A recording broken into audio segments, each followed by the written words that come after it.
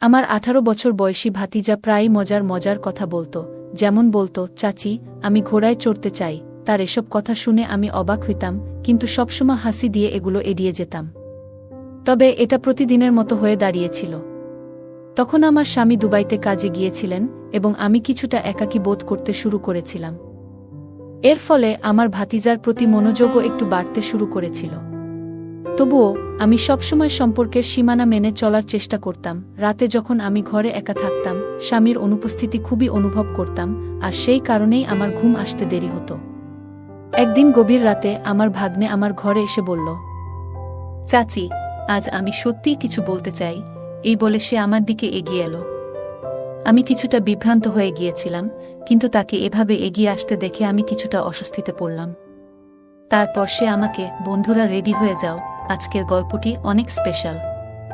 আর দয়া করে গল্পগুলো ভালো লাগলে ভিডিওটি লাইক, শেয়ার এবং চ্যানেলটি সাবস্ক্রাইব করো প্লিজ।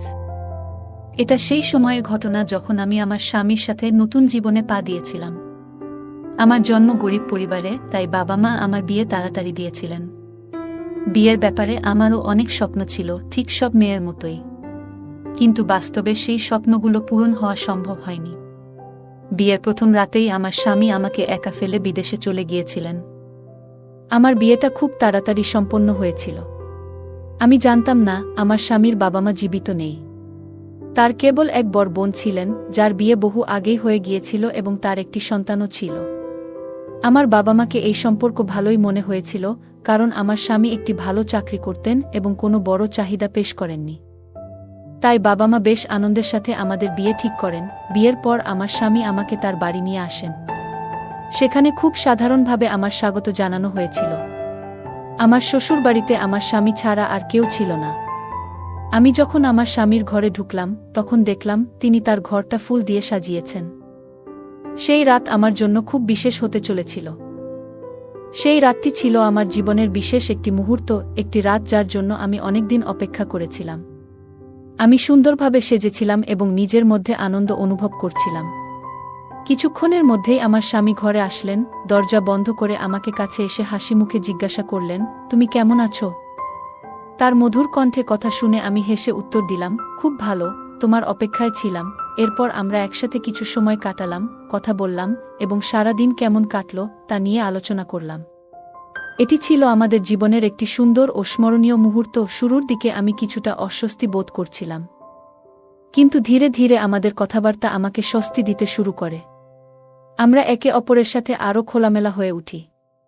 তার উপস্থিতিতে আমার লজ্জা কেটে যায় আর স্বাভাবিকভাবে কথা বলতে পারি। কিছুক্ষণ পর তিনি আমার হাত ধরলেন এবং আমাদের মাঝে এক সুন্দর অনুভূতির মুহূর্ত তৈরি হল। তার মমতা ও ভালোবাসার প্রকাশ আমাকে স্পর্শ করল এবং আমরা একে অপরের সঙ্গে আমাদের ভালোবাসার কথা ভাগাভাগি করতে শুরু করলাম। আমরা কিছু সময় একসাথে গল্প করলাম, জীবনের বিভিন্ন মুহূর্ত নিয়ে কথা বললাম এবং একে অপরের পাশে বসে সেই সুন্দর সময় উপভোগ করলাম। কিন্তু কিছুক্ষণ পর আমার স্বামী আমাকে জানান যে তাকে পরের দিন সকালেই কাজের কারণে বিদেশে যেতে হবে। তার কথায় আমি হতবাক হয়ে পড়েছিলাম। তিনি বললেন, অফিসের জরুরি কাজের জন্য তার ছুটি মেলেনি, তাই তাকে দ্রুতই দুবাই যেতে হবে। তবে তিনি প্রতিশ্রুতি দিয়েছিলেন যে তিনি খুব তাড়াতাড়ি ফিরে আসবেন। তার এই কথা শুনে আমি ভীষণ মন খারাপ করে ফেলি। নতুন জীবনের শুরুতেই কেউ নিজের স্বামীকে এত দূরে যেতে দিতে চায় না। আমি কিছু বলতে পারছিলাম না, শুধু বিষণ্ণ হয়ে বসেছিলাম। আমার স্বামী আমাকে সান্ত্বনা দেওয়ার চেষ্টা করলেও আমি দ্রুতই ঘুমিয়ে পড়ি। সকালে ঘুম থেকে উঠে দেখি আমার স্বামী দুবাই যাওয়ার জন্য প্রস্তুতি নিচ্ছেন। আমি তাকে থামানোর চেষ্টা করি, কিন্তু কয়েকদিন পরে যাওয়া যেতে পারত। কিন্তু আমার স্বামী জানালেন যে তার অত্যন্ত জরুরি কাজ আছে এবং তিনি কোনোভাবেই ছুটি নিতে পারবেন না। তিনি আমাকে আশ্বস্ত করতে লাগলেন যে খুব তাড়াতাড়ি ফিরে আসবেন। আমি তখন নতুন বউ হিসেবে এই বাড়িতে পা রেখেছিলাম, তাই বেশি কথা বাড়াতে চাইলাম না। মন খারাপ হলেও আমি তাকে হাসি মুখে বিদায় জানালাম। কিছুক্ষণ পর তিনি দুবাই এর উদ্দেশ্যে রওনা দিলেন। আমি দরজার সামনে দাঁড়িয়ে শুধু তাকিয়ে রইলাম। তার চলে যাওয়া আমাকে ভেতর থেকে ভেঙে ফেলেছিল। এখন আমি এই বিশাল বাড়িতে একা। মনটা ভীষণ খারাপ হয়ে গেল, চোখের জল বাঁধ মানল না। এরপর আমি ঘরে ফিরে গিয়ে বিছানায় শুয়ে পড়লাম। স্বামীর চলে যাওয়ার পর থেকেই আমার মধ্যে অস্বস্তি শুরু হয়েছিল। মনে হচ্ছিল এই বাড়ির দেয়ালগুলো যেন আমাকে গিলে ফেলতে চাইছে। আমার ভীষণ খারাপ লাগতেছিল। কিভাবে পারল বিয়ের পরের দিনই বুকে এভাবে একা রেখে চলে যেতে, তখন আমার কাছে আর কোনো উপায় ছিল না। তাই আমি বাড়ির কাজকর্মে নিজেকে ব্যস্ত রাখতে শুরু করলাম। আমাদের বাড়িটা ছিল অনেক বড় এবং বাড়ির পেছনে ছিল একটি ঘোড়ার আস্তাবল।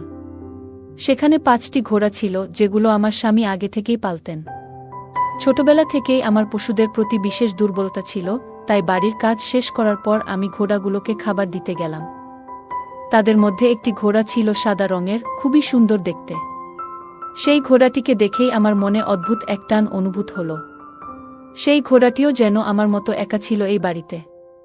ঘোড়াটিকে খাবার দিয়ে আমি আবার ঘরে ফিরে এলাম এবং আমার স্বামীকে ফোন করতে শুরু করলাম। আমার স্বামী ফোন ধরলেন। আমরা কিছুক্ষণ কথা বললাম, কিন্তু আমি বারবার তাকে অনুরোধ করছিলাম যেন তিনি দ্রুত ফিরে আসেন। তিনি বারবার বলছিলেন, আর কিছুদিন অপেক্ষা করো, আমি খুব তাড়াতাড়ি ফিরে আসব। এরপর তিনি বললেন, কয়েকদিন পর তোমার ভাতিজা এখানে এসে থাকবে, কারণ সে এখান থেকে তার পড়াশোনা চালাবে। আমাদের বাড়ির কাছেই অনেক ভালো কলেজ আছে, তাই সে এখানেই পড়াশোনা করবে। আমার স্বামী আমাকে বলেছিলেন যে কিছুদিন পর আমার ভাগ্নে এখানে এসে পড়াশোনা করবে। এতে বাড়িতে কারো উপস্থিতি থাকবে, আর আমারও একাকিত্ব কেটে যাবে। তার এই কথা শুনে আমি কিছুটা শান্ত হলাম। মনে হলো সত্যিই কেউ এখানে এলে আমার মন ভালো থাকবে। এরপর আমি স্বামীর সাথে আরও কিছুক্ষণ ভালোবাসার কথা বললাম, তারপর ফোন রেখে দিলাম। ফোন রেখে আমি আবার ঘরের কাজের মধ্যে মন দিলাম। সন্ধ্যায় আমি রান্না শেষ করে, খাওয়া দাওয়া করে আবার ঘোড়ার আস্তাবলে গেলাম। ঘোড়াগুলোর সাথে কিছুটা সময় কাটালাম, তাদের যত্ন নিলাম। বিশেষ করে সেই সাদা ঘোড়াটির প্রতি আমার বিশেষ টান ছিল। তার চোখ ছিল নীল, আর যখনই আমি তার কাছে যেতাম, সে তার মাথা আমার সামনে নিচু করে দিত, যেন আমার মনের কথা বুঝতে পারছে। আমি সেই ঘোড়াটির সাথে অনেকক্ষণ করে কথা বলতাম। তার সাথে সময় কাটানো আমার জন্য অনেকটা সান্ত্বনার মতো হয়ে উঠেছিল। কিছুক্ষণ পর সব ঘোড়ায় ঘুমিয়ে পড়েছিল, আর আমি আমার ঘরে ফিরে এলাম। সেদিন বেশ ক্লান্ত ছিলাম, তাই ঘুমিয়ে পড়লাম গভীর ঘুমে। পরের দিন সকালে উঠে আবার বাড়ির কাজকর্ম শুরু করলাম। এরপর ঘোড়াগুলোকে খাবার দিতে আস্তাবলে গেলাম। তাদের খাওয়ানোর পর আমি ঘরে ফিরে এসে ফ্রেশ হতে শুরু করলাম। ঠিক তখনই দরজার ঘণ্টা বাজল। আমি তাড়াতাড়ি দরজার দিকে ছুটলাম।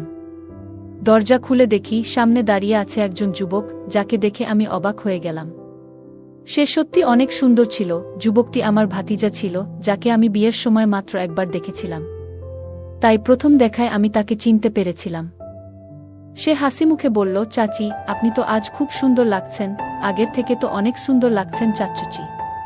তার মুখ থেকে এমন কথা শুনে আমি একটু লজ্জা পেলাম। আমি তাকে ভেতরে আসতে বললাম, আর বললাম, ভিতরে আসো, পরে প্রশংসা করো। আমি দরজা খুলতেই সে ভেতরে এসে নিজের বড় ব্যাগটি ঘরের এক পাশে রাখল এবং বলল, আপনি তো জানেনই আমি এখানে পড়াশোনা করতে এসেছি। আমার ভবিষ্যতের পড়া এখান থেকেই হবে। আমার ভাতিজার নাম ছিল কুনাল, বয়স 18। দেখতে খুবই সুন্দর, তবে তাকে দেখে তার বয়স অনুমান করা কঠিন ছিল। তার কথা শুনে আমি বললাম, হ্যাঁ, তোমার চাচা আমাকে বলেছিলেন যে তুমি আসবে, কিন্তু এত তাড়াতাড়ি আসবে এটা আমি জানতাম না। এসো, আমি তোমাকে তোমার ঘর দেখিয়ে দিই। ফ্রেশ হয়ে নাও, তারপর আমি তোমার জন্য নাস্তা নিয়ে আসছি। আমার ঘরের সামনের একটি খালি ঘর আমি তাকে দিয়ে দিলাম। ঘরটা দেখে সেও খুশি হলো। হঠাৎ সে বলল, এত বড় ঘরে আমি কি একাই থাকব? আমি কিছু বললাম না। এরপর সুনীল ফ্রেশ হতে চলে গেল, আর আমি কিচেনে নাস্তা বানাতে গেলাম। নাস্তা বানিয়ে যখন তার ঘরে ফিরে এলাম, দেখলাম সে ফোনে গভীর মনোযোগ দিয়ে মুভি দেখছে। আমাকে দেখে সে তাড়াতাড়ি ফোনটি নামাতে গিয়ে ফেলে দিল। আমি তাকে নাস্তার প্লেট এগিয়ে দিলাম। নাস্তা করতে করতে কুনাল বলল, চাচি, আপনি তো অসাধারণ রান্না করেন। আপনার হাতের জাদু আছে, তাই খাবারের স্বাদই আলাদা। আমি তার এমন প্রশংসার কথা শুনে মুচকি হেসে ফেললাম, কারণ সে ছিল খুবই হাসিখুশি স্বভাবের। কিছুক্ষণ আমরা বসে গল্প করলাম, তার পড়াশোনা এবং ভবিষ্যতের পরিকল্পনা নিয়ে। এরপর আমি নিজের ঘরে চলে এলাম। ঘরে ঢুকে দেখি আমার ফোনে স্বামীর কল আসছে। আমি তাড়াতাড়ি ফোনটা ধরলাম। আমার স্বামী বললেন, কুনাল তো এসে গেছে, এবার তোমার একাকিত্ব কেটে যাবে। তার কথা শুনে আমি চুপচাপ সম্মতি জানালাম। আমি স্বামীর কথার জবাবে শুধু চুপচাপ হ্যাঁ কি বলেছিলাম, কারণ আমার মনে হচ্ছিল তিনি আমাকে ঠিকমতো বুঝতে পারছেন না। এই সময় আমি তার সঙ্গ চাইছিলাম না, যে তার ভাতিজার। তবে আমি নতুন বউ, তাই বেশি জেদ করতে পারিনি। স্বামীর কথা শুনে ফোন রেখে দিলাম। কিছুক্ষণ বিশ্রাম নিয়ে আমি আবার ঘোড়ার আস্তাবলে গেলাম। আজ সেই সাদা ঘোড়াটি বেশ চঞ্চল ছিল। মনে হচ্ছিল সে অনেক দিন ধরে বাধা থাকায় মুক্ত হতে চাইছে। আমি যখন তাকে খাওয়াচ্ছিলাম, হঠাৎ দেখি কুনাল পাশে এসে দাঁড়িয়েছে। সে বলল, চাচি, এই সাদা ঘোড়াটি খুব সুন্দর, একদম আপনার মতোই। যেমন সুন্দর, সবাই মুগ্ধ হবে। এরপর সে ঘোড়াটির নীল চোখের প্রশংসা করতে করতে বলল, যেই একবার এর চোখের দিকে তাকাবে সে মুগ্ধ হয়ে যাবে। হঠাৎ কুনাল বলল, চাচি, আপনি আমাকে এই সাদা ঘোড়াটিতে একটু চড়তে দিন না। তার এই কথাটা শুনে কিছুক্ষণ আমি নির্বাক হয়ে গেলাম। তার এই আবদার আমাকে হতবাক করেছিল। আমি চুপ করে কিছুক্ষণ দাঁড়িয়ে থেকে হেসে তার কথা এড়িয়ে গেলাম। আমি নিজেই ঘোড়ার পিঠে চড়তে জানি না, আর আমি তাকে কিভাবে সাহায্য করব? আমি তো শুধু ঘোড়াগুলোর দেখাশোনা করি। আমরা আস্তাবলে কিছুক্ষণ কথা বলার পর বাড়ির দিকে ফিরে এলাম। ঘরে ফিরে কুনাল আমাকে বলল, চাচি, আজ আমি বন্ধুর বাসায় যাচ্ছি, একটু দেরি হবে ফিরতে। আমি তাকে যেতে বললাম এবং সে বন্ধুর সঙ্গে দেখা করতে বেরিয়ে গেল। রাতের দিকে যখন সে ফিরে এলো, তখন আমি তার সঙ্গে বসে রাতের খাবার খেতে লাগলাম। খাওয়ার সময় কুনাল আবারও বলল, চাচি, আমাকে কখন ঘোড়ার সোয়ারি করা শেখাবেন? তার কথা শুনে আমি হেসে বললাম, তুমি এখনো ছোট, পরে শেখাবো। আমি ভেবেছিলাম সে মজার ছলে বলছে, কিন্তু হয়তো আমার ভুল ধারণা ছিল। রাতের খাবার শেষ করে কুনাল তার ঘরে চলে গেল, আর আমি রান্নাঘরের কাজ শেষ করে নিজের ঘরে ঘুমাতে গেলাম। সারা দিনের পরিশ্রমে ক্লান্ত ছিলাম, তাই দ্রুত ঘুমিয়ে পড়লাম। কিন্তু সেই রাতে ঘুমের মধ্যে কিছু অদ্ভুত আওয়াজ শুনতে পেলাম। তেমন কিছু ভাবিনি, তাই বেশি মনোযোগও দিলাম না। সকালে উঠে সেই আওয়াজগুলো আমার মনে হতে থাকল। কিচেনে কাজ করার সময় আমি ভাবছিলাম কিভাবে দিনের কাজগুলো শেষ করব। হঠাৎ পেছন থেকে কুনাল এসে দাঁড়ায়, কিন্তু আমি খেয়াল করিনি। সে একবার ডাকছিল, কিন্তু আমি শুনতে পাইনি। কিছুক্ষণ পরে সে আমার কাঁধে আলতোভাবে স্পর্শ করে বলে, চাচি, আমি অনেকক্ষণ ধরে ডাকছিলাম, আপনি শুনলেন না কেন? তার কথা শুনে আমি হাসি দিয়ে বললাম, আমি তো কাজ নিয়ে এতটাই ব্যস্ত ছিলাম যে খেয়াল করিনি। কি বলবে? এরপর আমরা দুজনেই কথা বলতে বলতে রান্নার কাজ শেষ করলাম। কুনাল জানালো যে সে দুপুরে বাড়ি ফিরবে না, কারণ সে কলেজে ভর্তি হতে যাচ্ছে। আমি শুনে বললাম, ঠিক আছে, তবে রাতে ফিরবে তো? তখন সে বলল, হ্যাঁ, রাতে আমি আসবি। এরপর আমি এবং কুনাল একসাথে বসে নাস্তা করলাম। নাস্তা করার সময় কুনাল মজা করে আমাকে বলল, চাচি, কবে আমাকে তোমার ওই সাদা ঘোড়ায় চড়তে দেবে? আমি তার কথায় কিছু না বলে মুচকি হেসে রইলাম। এরপর আমি বললাম, তোমার ঘোড়ার প্রতি আকর্ষণ কবে থেকে শুরু হলো? সে বলল, ছোটবেলা থেকেই ঘোড়ায় চড়ার শখ আছে, বিশেষত সাদা ঘোড়ার প্রতি দুর্বলতা। সে বারবার আমাকে নিয়ে হাসির ছলে কথাগুলো বলছিল, কিন্তু আমি সবসময় তার কথাগুলোকে হেসে এড়িয়ে যেতাম। এরপর থেকে এটি প্রতিদিনের একটি মজার বিষয় হয়ে দাঁড়ালো। একদিন রাতে যখন কুনাল বাসায় ফিরল, খাবার খেয়ে নিজের ঘরে চলে গেল। কিছুক্ষণ পর আমি আবার তার ঘর থেকে অদ্ভুত এক আওয়াজ শুনতে পেলাম। বিষয়টা বেশ অস্বস্তিকর লাগছিল। আমি ধীরে ধীরে তার ঘরের দিকে এগিয়ে গেলাম এবং দেখলাম সেই আওয়াজ তার ঘর থেকেই আসছে। আওয়াজটা কিছুটা অস্বাভাবিক ছিল, এবং এর ফলে আমার মনে অদ্ভুত এক অনুভূতি সৃষ্টি হল। আমি একটু ঘাবড়ে গেলাম, যেন সেই আওয়াজের কোনো রহস্য লুকিয়ে আছে। ভয়টা ধীরে ধীরে বেড়ে যাচ্ছিল, তাই আমি সিদ্ধান্ত নিলাম যে আর দেরি না করে দ্রুত সেখান থেকে সরে আসি। নিরাপদ দূরত্বে গিয়ে আমি নিজেকে শান্ত করার চেষ্টা করলাম এবং ভাবতে লাগলাম, কি হতে পারে সেই অদ্ভুত আওয়াজের উৎস। আমি দ্রুত সেখান থেকে পালিয়ে এসে নিজের ঘরে ঢুকে পড়লাম। তখন আমার স্বামীকে খুব বেশি মনে পড়ছিল। ভয়ে আমি সেই রাতে অনেকক্ষণ কেঁদে ঘুমিয়ে পড়েছিলাম। সকালে ঘুম থেকে উঠে আবার আমি ঘরের কাজ নিয়ে ব্যস্ত হয়ে গেলাম। কাজ করতে করতে আবারও রাতের সেই অদ্ভুত আওয়াজের কথা মনে পড়তে লাগল। এর মধ্যেই কুনাল আবার আমার কাছে এসে দাঁড়াল। সে এমন কিছু এলোমেলো কথা বলছিল যা শুনে আমি পুরোপুরি হতবাক হয়ে গেলাম। সে বলল, আমি খুব শিগগিরই তোমার ঘোড়ায় চড়তে চাই। তার এমন নির্দোষ ইচ্ছে শুনে আমি হেসে বললাম, তুমি তো এখনো ছোট, আগে একটু বড় হও, তারপর আমরা একসঙ্গে ঘোড়ায় চড়ব। কথাগুলো হাস্যরসের মধ্যে শেষ হলো এবং আমরা দুজনেই হেসে ফেললাম। কিন্তু ধীরে ধীরে আমি লক্ষ্য করলাম কুনালের আচরণে অনেক পরিবর্তন আসতে শুরু করেছে। সে প্রায় বসে মোবাইল ফোনে কিছু দেখত, কিন্তু আমি কাছে গেলেই সে অস্থির হয়ে ফোন লুকিয়ে ফেলত। প্রতিদিন রাতে সেই অদ্ভুত আওয়াজগুলো আমার ঘুম নষ্ট করে দিচ্ছিল। আমি কুনালকে সবসময় ছোট বলে ধরে নিতাম, তাই তার এইসব কাজকে তেমন গুরুত্ব দিতাম না এবং হেসে উড়িয়ে দিতাম, কিন্তু এখন কুনাল আমার সাথে অনেক বেশি বন্ধুত্বপূর্ণ হয়ে উঠেছে। সে খুব কাছাকাছি এসে বসত, যা আমাকে এক ধরনের ভিন্ন অনুভূতির মধ্যে ফেলে দিত। সে আমার সাথে নাস্তা করত এবং আমার ঘরেও এসে দীর্ঘক্ষণ ধরে নানা কথা বলত। সেসব কথার মাঝে কখনো কখনো সেই অদ্ভুত পরিস্থিতির পুনরাবৃত্তি ঘটত। কুনাল প্রায় মজা করে বলত, মামি, আমি তোমার ঘোড়ায় চড়তে চাই। তুমি আমাকে কি সেই সুযোগ দেবে না? আমি তাকে সবসময় ছোট মনে করে তার কথাগুলোকে গুরুত্ব দিতাম না এবং হেসে উড়িয়ে দিতাম। কিন্তু আমি বুঝতে পারিনি এর পেছনে কিছু গুরুতর সমস্যা লুকিয়ে আছে, যা আমার ভবিষ্যতের জন্য বিপজ্জনক হতে পারে। এক রাতে আমি গভীর ঘুমেছিলাম, হঠাৎ আবার সেই অদ্ভুত আওয়াজ শোনা গেল। আমি মনোযোগ দিয়ে শুনতে শুরু করলাম। আওয়াজটা কুনালের ঘর থেকেই আসছিল। আমি সঙ্গে সঙ্গে উঠে তার ঘরের দিকে এগিয়ে গেলাম। আমি তার ঘরের বাইরে দাঁড়িয়েছিলাম, যেখানে সেই আওয়াজ আরও জোরে শোনা যাচ্ছিল। এরপর আমি ধীরে ধীরে খোলা জানালা দিয়ে উকি দেওয়ার চেষ্টা করলাম। জানালা দিয়ে উকি দিয়ে দেখি কুনাল তার মোবাইলে কিছু দেখছিল এবং তার আচরণ একটু অস্বাভাবিক লাগছিল, যা দেখে আমি কিছুটা চিন্তিত হয়ে পড়লাম। সঙ্গে সঙ্গে আমি দৌড়ে নিজের ঘরে ফিরে এলাম এবং আমার স্বামীকে ফোন করার চেষ্টা করলাম। ফোনে আমি তাকে জানালাম যে আমি খুব একা অনুভব করছি এবং তাকে দ্রুত ফিরে আসার জন্য অনুরোধ করলাম। তিনি বললেন তার আসতে একটু সময় লাগবে, যা শুনে আমি হতাশ হলাম। শেষমেশ আমি ফোন রেখে নিজেকে শান্ত করার চেষ্টা করলাম। পরদিন সকালে খুব জোরে বৃষ্টি হচ্ছিল এবং সেই দিনটিও অদ্ভুতভাবে শুরু হয়েছিল। সেদিন সকালে আমি খুব তাড়াতাড়ি উঠে পড়েছিলাম। আমার মনে সারাক্ষণ স্বামীর কথা ঘুরছিল। রাতভর আমি খুবই অস্থিতে ছিলাম, কিন্তু সিদ্ধান্ত নিয়েছিলাম যে কুনালের ব্যাপারে আপাতত কাউকে কিছু বলবো না। আমার স্বামী যখন এখানে আসবে তখন আমি নিজেই তাকে সবকিছু দেখাবো। আমি ভয় পাচ্ছিলাম, যদি তিনি আমার কথা বিশ্বাস না করেন এবং ভুল বোঝেন, তবে হয়তো এই বাড়ি থেকে আমাকে বের করে দেবেন। কুনাল এরও এখন এই জায়গায় বেশ ভালোই মানিয়ে গেছে। এমনকি আমাদের ঘোড়াগুলোর সাথে তার গভীর সম্পর্ক তৈরি হয়েছে, যা আমি দূর থেকে দেখছিলাম। এমনকি সে ঘোড়াটির সাথে অনেক কথাও বলছে। মনে হচ্ছে ঘোড়াটিকে সে পোষ মানিয়েছে। আমি ভাবতে শুরু করলাম, কুনাল প্রতিদিন মজা করে আমাকে বলতো, চাচি, আমাকে সাদা ঘোড়ায় চড়তে হবে। সে কি আসলেই এ কথায় কি ইঙ্গিত করছিল? আমার মন নানা প্রশ্নে জর্জরিত হয়ে উঠছিল। আমি বুঝতে পারছিলাম না সে কি বোঝাতে চাইছে। হয়তো আমি তাকে ভুলভাবে বিচার করছিলাম। কিন্তু যদি আমি ভুল না করে থাকি, তাহলে রাতের বেলা তার ঘর থেকে এমন কিসে আওয়াজ আসে প্রতিদিন? এখন আমার মনে অনেক প্রশ্ন ভর করছিল, যার উত্তর একমাত্র কুনালই দিতে পারবে। এই কারণেই আমি কুনাল এর ফেরার অপেক্ষায় ছিলাম।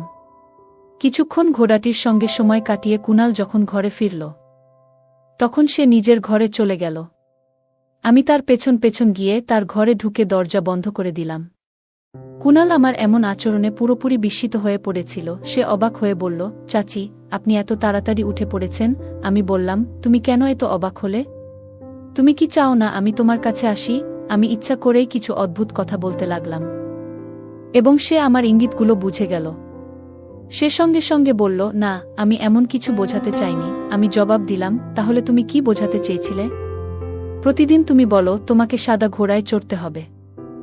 সে বলল, চাচি, আমি তো আগেই বলেছিলাম আমি ওই সাদা ঘোড়াটির কথা বলছিলাম, যেটা অস্তবলে আছে। আমি জিজ্ঞেস করলাম, তুমি কি সত্যিই সেই ঘোড়ার কথা বলছিলে? সে বলল, হ্যাঁ চাচি, সেই সাদা ঘোড়াটির প্রতি আমার অনেক ভালোবাসা। ছোটবেলা থেকেই ঘোড়ায় চড়ার শখ ছিল। যখন ছোট ছিলাম, আমার দাদির বাড়িতে অনেক ঘোড়া ছিল। আমি সেখানে প্রায় যেতাম এবং ঘোড়ায় চড়তাম। তবে একদিন ঘোড়া থেকে পড়ে গিয়ে আমার পা ভেঙে যায়।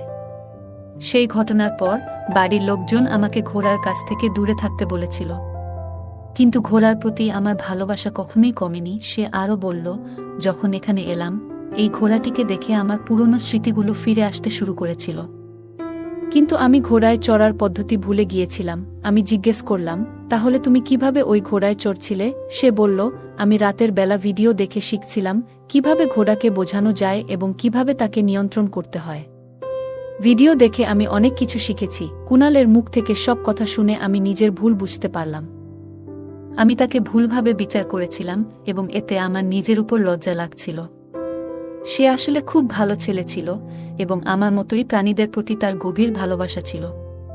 আমি তাকে ভুল বুঝেছিলাম, অথচ যদি আগে থেকেই তার সাথে কথা বলতাম তবে এত কিছু ঘটত না। আমরা দুজন কিছুক্ষণ একসঙ্গে বসে কথা বললাম। ঠিক তখনই আমি বাড়ির দরজার ঘণ্টা বাজতে শুনলাম। দ্রুত আমি দরজা খুলতে ছুটে গেলাম। দরজা খুলতেই দেখি আমার স্বামী দাঁড়িয়ে আছেন। তাকে দেখে আমি অবাক হয়ে গেলাম। তিনি আমাকে সারপ্রাইজ দিতে এসেছিলেন এবং তাকে দেখে আমি খুব খুশি হয়ে গেলাম। তিনি বলছিলেন, তোমার তো নতুন বিয়ে হয়েছে। স্বামীর থেকে দূরে থাকা একজন স্ত্রীর জন্য কতটা কঠিন সেটা আমি বুঝতে পারছি। তাই তুমি যখন আমাকে তাড়াতাড়ি বাড়ি আসতে বলেছিলে, আমি সব কাজ দ্রুত শেষ করে ফিরে এসেছি। আর এখন আমি এখান থেকেই আমার অফিসের শুরু করব। আমি বুঝতে পারলাম যে কুণালের সম্পর্কে আমার ধারণাগুলো ভুল ছিল। যদি আমি আগেই আমার স্বামীকে কুণালের বিষয়ে বলতাম, হয়তো তিনিও ভুল বুঝতেন আর এতে কুণালের মানসম্মান ক্ষতিগ্রস্ত হতো। কিন্তু ভাগ্য ভালো, সময়মতো সবকিছু পরিষ্কার হয়ে গিয়েছিল এবং সঠিক সিদ্ধান্ত নেওয়া সম্ভব হয়েছিল। বন্ধুরা, জীবনে কখনো ছোট কোনো ভুল সম্পর্ক নষ্ট করে দিতে পারে। যখন একবার সম্পর্কের মধ্যে ভুল বোঝাবুঝি তৈরি হয়, তখন তা আর আগের মতো সহজে ফিরে আসে না। প্রতিটি সম্পর্কের নিজস্ব মর্যাদা থাকে, তাই আমাদের সবার উচিত নিজেদের সম্পর্কের সেই মর্যাদা বজায় রাখা। গল্পটা কেমন লাগলো জানাতে ভুলবে না। আরও মজার মজার রোমান্টিক গল্প শুনতে চাইলে ভিডিওটি লাইক, শেয়ার এবং চ্যানেলটি সাবস্ক্রাইব করতে এবং বেল আইকনটি ক্লিক করতে ভুলবে না। ধন্যবাদ।